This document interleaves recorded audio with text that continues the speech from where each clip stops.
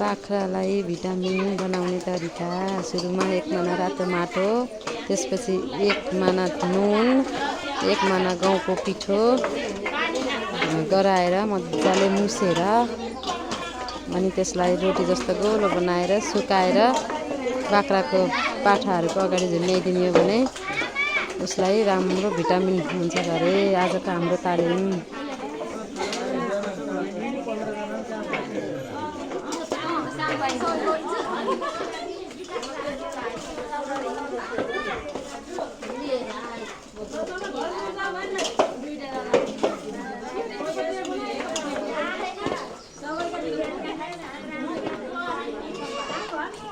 सरले सिकाइराख्नु भएको छ।